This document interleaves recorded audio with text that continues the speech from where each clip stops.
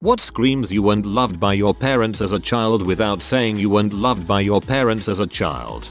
They can't mention any achievement without balancing it with a mistake. Your whole family sees you as nothing but a punchline. The only reason you fear them outliving you is that they'd use your funeral as an excuse to humiliate you even further in front of people who actually cared.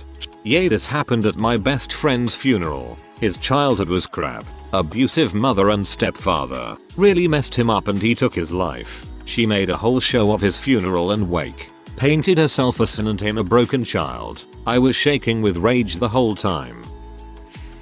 Stealing. My sister was always told she was too expensive to take care of. Now she literally will steal even if she has money in her pocket. That's fascinating. I've had 2 girlfriends who were able to cry completely silently. Not just a few tears, but full ugly, bawling your eyes out crying, with absolutely zero noise. The first one I knew about her past, but the second I was completely blindsided. She didn't speak about her past, but had said that other than occasionally arguing with her father she has a good enough childhood. When I saw it, it absolutely sent chills down my spine, and I immediately knew. When I later asked her about it, and mentioned that people only learn that out for quite narrow reasons, the floodgates opened. I learned more about her childhood than I was ready to. Constant need of approval by an authority figure. For example, trying to constantly please your history teacher. That kind reminds of your dad. So every time he grades you well you feel like you accomplished something, even though he's just your teacher, not your dad. He won't listen to your problems or be present. He's just grading the tests. It's awkward when you realize you act like that towards your boss in your 30s. Finding it difficult to believe other people love you, or that if you disagree with them in any way they will stop loving you. Cannot disagree with anyone under any circumstances. Read this whole thread up to here and first time seeing this mentioned, but wow. Totally. You could not make an alternative point, let alone straight up disagreeing. Gaslit or knocked into eternity. Not being able to self-validate. No one taught you how to be confident and sure of yourself. Poor decision making and indecisive. Insecure attachments. One thing that I know I did a lot is have an extremely exaggerated personality because of how bad your social anxiety is. You constantly think everyone is judging you, so you have this carefully calculated sort of facade. You seem funny and spontaneous and extroverted, easy to talk to and friendly. Basically you become that quirky weird kid. You try so hard to be funny and likable, be just weird enough but in a sort of funny way, so that people will like you. Then you get home and are absolutely drained because you really have no social battery, but force yourself to have one because that's what your carefully crafted personality calls for. You seem spontaneous and funny but really every move is carefully calculated. And now I'm in a stressful situation and the exaggerated personality becomes even bigger, and I'm too drained at the end of the day now. It's gotten so bad recently, and this makes dating so anxiety inducing too and draining. Having a huge void in your life where no matter how much love you receive, it's never enough and you never feel like enough, or so I've heard. I am so confused. My mom loved me, still does. But so many of these things apply to me. Moving silently, avoiding conflict, apologizing for even doing the right thing, the correct thing or otherwise, and always feeling like I have to explain what I did to justify it. Overanalyze and overthink everything. Ruminate on every mistake. Although we both have ADHD, which makes me wonder if that's not part of it all. When you marry into a family and you completely shut down at family gatherings because you don't know how to insert yourself into conversations because this family actually loves each other, and all you know is that you were told that no one wants to hear about you and they only want to talk about themselves, so you have to be the giving person, but then feeling sad that no one took the time to ask you about yourself. Feeling bad for feeling sad or lonely, but thinking you also deserve it because you must be selfish if you feel negatively about people just not asking about you, even though you put so much effort into talking about them that you know good and well they likely never had the opportunity. Censoring your own art because you had to do that where you grew up. But if someone stumbles upon your art and praises you for it, you freeze up because you have no idea what to do about it. Working extra hard to get your parents' attention, getting good grades, making their favorite food, etc. just to get acknowledged that you two are part of the family and you are also important as well.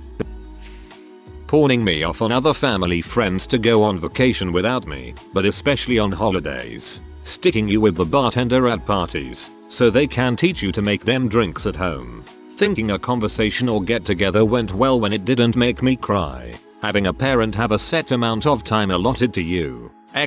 Well, it was nice talking, but it's been almost 25 minutes and so you have hit your time, when you only speak to them every few months. Having to spend every other weekend with my dad, part of custody agreement, in an office, usually having to do work for them there, then having to cook, clean, and stuff, not age appropriate chores. Getting dropped off to volunteer at places, because you're too young to be working yet. Then always having a job once you're old enough to help pay for your own food and clothes. Having a parent hit you in front of their friends' peers. In private is bad enough, but another level of embarrassment. Not being allowed to watch much TV, play video games, have friends over or go to a fiends. Limited phone time. Not being allowed to eat drink anything when they weren't around. So sneaking food. Having your copy of the house key taken, alarm code changed, and not allowed over without permission.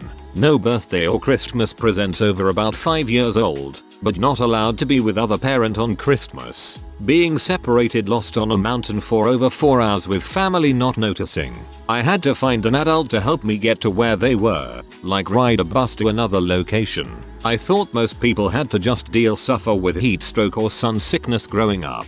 Not realizing cars had AC for the passenger side. There was a dead rat on my event for over 2 months, and nothing was done about it. Having to sleep on the couch after got rid of my bed, so there could be a home office. The only sheets provided were from the dead neighbor, who died in bed. Could have done without knowing that. They all forgot my birthday 1 year, when it ended between my fiance when they were caught cheating, and I having to wait 2 weeks before I could come home to stay. Only allowed to stay 3 months, to get other arrangements made. Having a parental unit tell you multiple times that they never wanted kids. Having them yell at you for not understanding how to do math problems when you're just learning them. Having them talk more to the father of your child than they do to you. Praising themselves for your accomplishments that have nothing to do with them and any hobby or activity is because you take after me. Overdoing every special occasion for my kids to make dang sure they never, ever, look back and feel unimportant or unloved. I take pictures for every important day, say I love you often, and spend months leading up to birthdays and Christmas very carefully choosing what will make them light up, making things, and planning the day. We play what if I you, insert crazy thing like being a crocodile and smashing the house, or stealing and crashing my car or something, which ends in giggles and my children confidently saying I would still love them.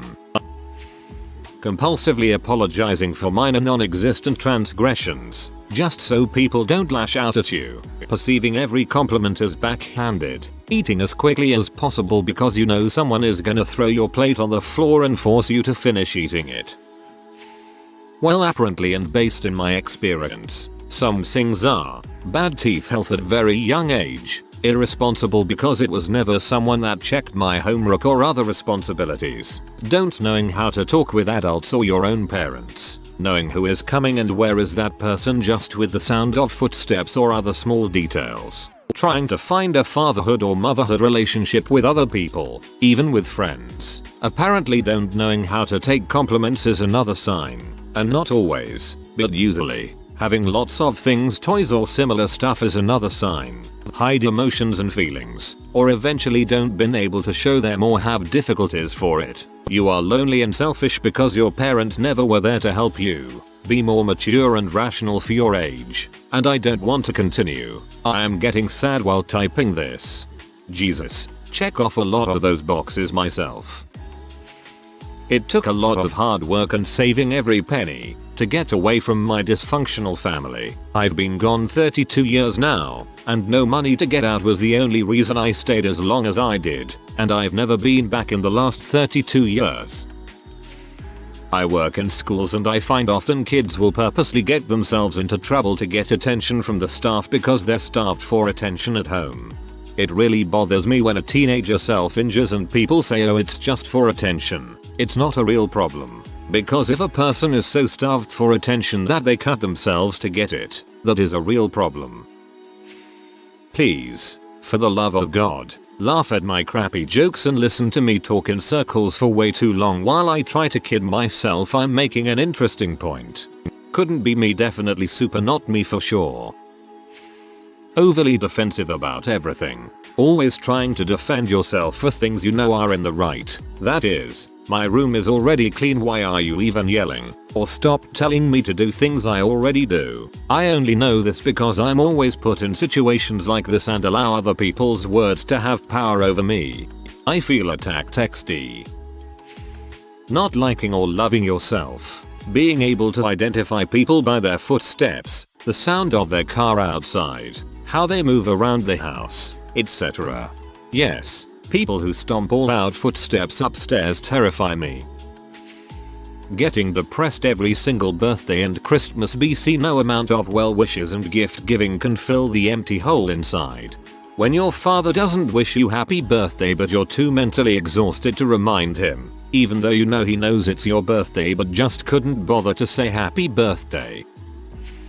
Constantly feeling like everyone has a problem with you even if you have no reason to believe such thing. I have great roommates and they're some of my best friends, but at times I feel that they hate me. I know they don't. I have no reason to believe such things, but when I wake up I sometimes believe that my friends absolutely hate me. In response to these emotions I tend to work very hard to try and get them to like me. I'll buy them food or surprise them with things I know they'll like. It eats away at me, but even more I tend to believe everyone I meet for the first time hates me. Constantly I need people to tell me they're not mad at me. I need to be reassured. It's a dreadful feeling.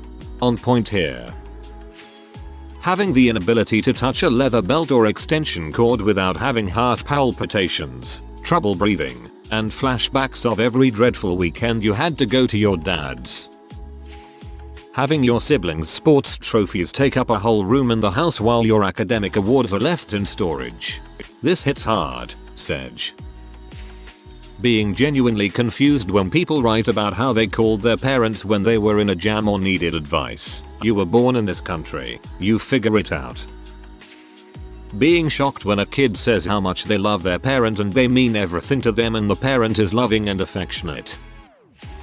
Says something cruel, insensitive, inappropriate. Geez, it was a joke. I was trying to lighten the mood. You're just oversensitive. I had a friend make stupid jokes while rushing me to the hospital while I was actively miscarrying. He pouted when my husband told him to STFU and drive, complaining he was trying to cheer things up a little. A few months later I was at his apartment while his mom was visiting. She came up to me and said, "Oh, I heard you had another miscarriage. Too bad. I wouldn't know what it's like. I got pregnant just thinking about it, and me and all 4 of my kids were perfectly healthy." I stared at her in shock and my first thought was, oh, I see. The Ashlery is genetic. Apologizing when asking for help. My father would do something for my sister and I, and not big things but like just the basic necessities, and would make us feel bad because he spent time and money on things for us, even though he wanted visitation rights and got it from a judge. As a teenager I stopped taking anything from him. Thankfully I have an amazing mom. She's always been one to help and give her time because money is always tight. So even though I grew up helping people because of my mom, I had to learn how to ask for help because I didn't want to made feel like I was burden and less than for even asking. I'm 31 and even today I'm still working on it. My father said some pretty awful things to us. Blame shifted towards you rather than the younger siblings, and still not owning up to realizing they were wrong after you move out. Brotherly responsibilities includes raising your 2 other siblings while also maintaining a good school life, while they work, sleep, not take care of their own freaking children, minus buying groceries. Being able to handle angry or unkind people, but being suspicious and not being able to handle someone being kind to you. This one is one I am working on right now. Your first reaction is to lie or obfuscate when asked. Even as an adult you need to catch yourself every time you're pressed about the most insignificant thing. It takes you until you're almost 30 to realize, hey, there's nothing physically keeping me around this person. I can just leave and not talk to them. It was a super freeing feeling though, like graduating high school. That pain will still be there, but I won't add on to it. So it's something. My siblings never lied about me hitting them, ever. So if they said I did, then I did, and nothing I said made a difference. Plus, being the only child who moved out to be homeless willingly and not one person tried to help until after they noticed all my siblings did was lie and create drama. I'm an only child, never lived with either of my parents. Just my grandfather for 20 years since I was 2. When I was 12 I finally lived with my father only because he was tired of getting phone calls from CPS because I was being abused by my grandfather. My father abused me as well. Both him and his father told me at 18 I had to get out. Well, I was kicked out at 17 and my father now shows my nudes around to people to justify why he kicked me out. I was not loved, and there is no denying it. Don't you wish you got a real degree like your brother? I literally have degrees in mechanical, manufacturing and nuclear engineering and tested nuclear reactors for a living. He's some sort of VP for Cox Communication and lives next to a few Atlantis Braves. Growing up with bad teeth, finding out some parental influence could have changed everything. Also, realizing in your 20s that there are no pictures of you from your youth. Really? Vivid flashbacks of stressful events with your parents, but no therapy person. That isn't PTSD. How silly of you. It's just extreme flashbacks, right?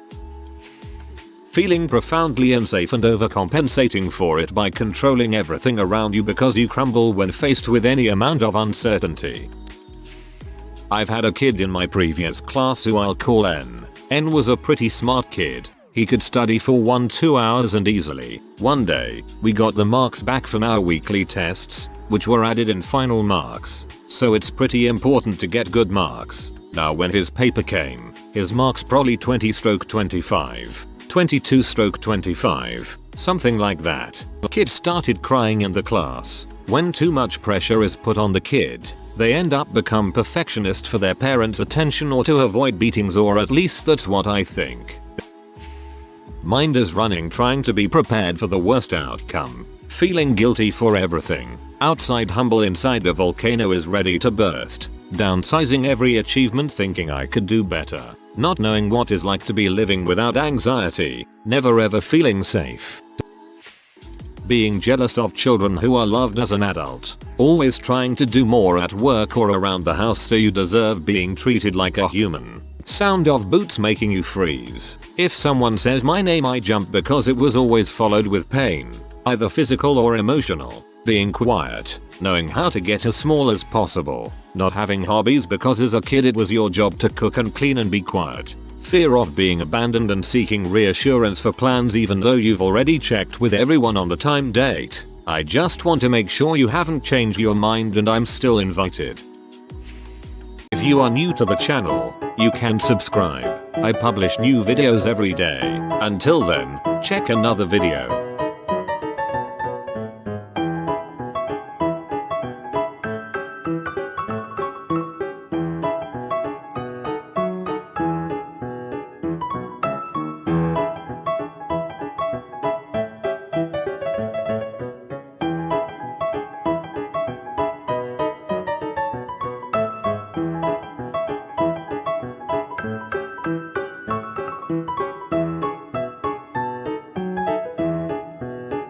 Bye for now.